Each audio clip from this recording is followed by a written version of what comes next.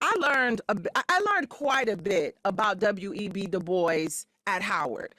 I learned nothing about him prior to going to college. So I went to this predominantly white, very small, or graduating class was like 80 some people, predominantly white Catholic high school. And I mean, I don't even remember there being even mentions of Martin Luther King or Rosa Parks, so like your typical Black historical figures at this school. So we certainly weren't digging deep into Black history and learning about W.E.B. Du Bois, but I did learn a lot about him at Howard. And as a 19 or 20-year-old, so the thing is, you learn about him, but I was interested, but I mean, you know how it is. You're interested, but you're not. You know what I mean? So I forgot about a lot.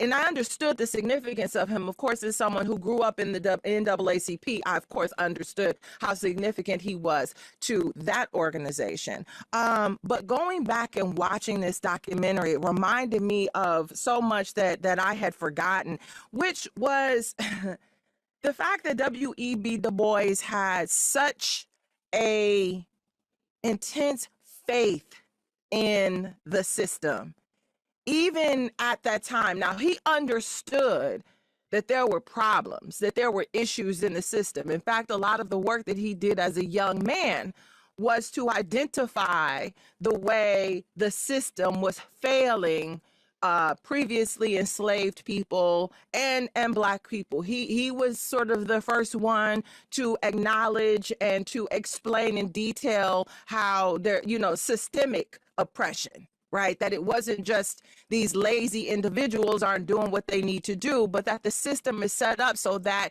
they don't have access to education. They don't have access to good food. They don't have access to opportunities. And that is why you have folks in the conditions that they're in. But just this faith that he had in these white folks, that these white folks were going to actually do the right thing. It was sort of like for some, and now I have a difficult time saying this, but it was sort of as if, for him to be as brilliant of a man as he was, there was like a naivete to him.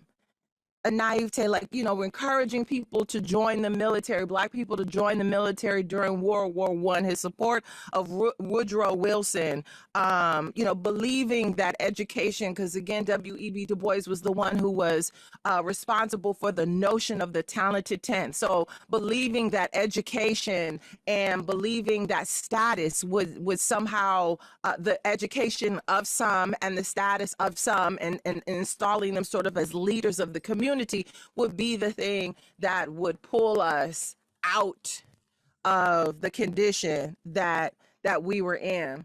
And as I thought about that and I was watching it, I thought too about, and this might have been Thursday, I think it was Thursday's show, when Dr. Carr and Lamont, I saw a clip. I didn't get a chance to hear the entire show. So I saw a clip and I went back and listened to that portion where Audre Lorde's quote came up, where someone, I don't remember who had stated it first, made that, spoke to that quote or read or shared the quote, "The master's tools will never dismantle the master's house." Go back and listen to the episode. I think it was Thursday. And so there was some questions about whether or not, like, voting, for example, is a tool of, that we are using to dismantle the master's house. Like, it is part of the system. And so whenever I hear people bring up that Audre Lorde quote, I'm always like, I don't think people understand the whole context, that it was presented, like it was in a speech that she delivered in 1979. She was speaking at a feminist conference. So this was Audre Lorde, a Black lesbian woman, and she was speaking to white feminists.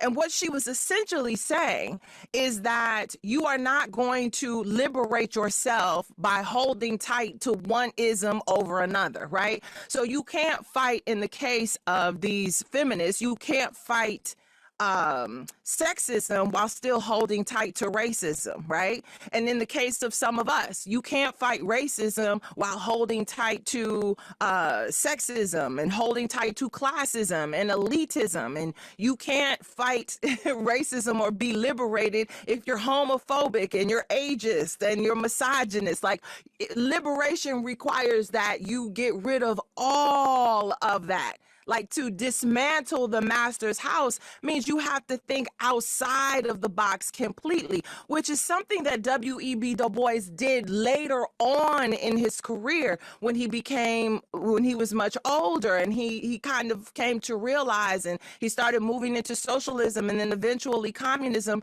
And I'm not suggesting that, but I'm just saying it really got me to thinking. And I asked myself this question, like, are we actually, and by we, I mean us, the culture, the people, Black people who are fighting so hard right now to to vote and restore voting rights. Like, are we actually genuinely trying to dismantle the master's house? Or are we just trying to make it comfortable for us to live in? Right?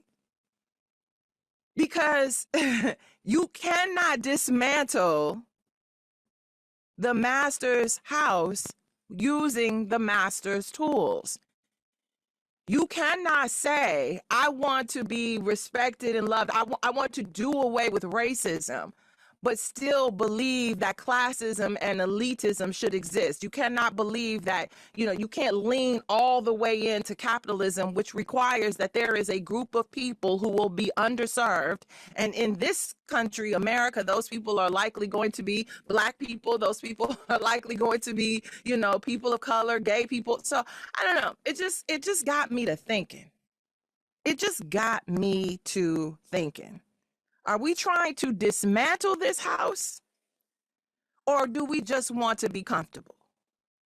And understand, and I'm not judging. You make the decision that you want to, but just understand that if comfort is what you're looking for, and I'm not saying there's anything right or wrong with that, but you are only comfortable at the willingness and the pleasure of the master. Just be clear about that.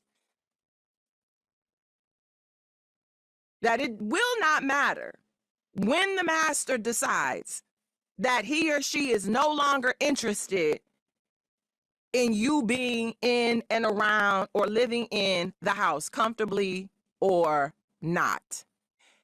Anyhow, go on and check that out. It's a W.E.B. Du Bois documentary. It's called Rebel Without a Cause. It's not a long one. And I'll also tell you what else I spent a lot of time watching. I spent a lot of time watching, I don't call them documentaries, but there are these white guys, there are a number of them, who are like fascinated with Appalachia. So they've gone to like these hidden and forgotten parts of Appalachia, like in West Virginia and parts of Kentucky, and they're interviewing people and showing us sort of what it looks like. And when you go and watch those, you also get a better understanding of how MAGA was able to rise the way that it was. The fact that these white people, when I tell you forgotten, oh my goodness. All these people want to do is get the coal mines up and running. They don't care about anything else. And they are MAGA, and when interviewed about their political leanings, number one, they're very religious, and two, they're like, man, we just trying to make it. And the only way we know how to make it is to pull coal out of the earth. And Trump said he was bringing the coal mines back, and that's all we wanted to hear. All Trump had to do was make one promise, and those people ate it up. And they ate it up because they felt like nobody else even spoke to them, were even talking to them, especially not the Democrats. And speaking of who the Democrats not talking to, according to this article I have in front of me from Capital B, young black men are saying the same thing. We're going to get into that as well, but I got to take a break. So this will continue on the other side. Stay tuned. You're listening to Urban View Mornings with Sean and Renee.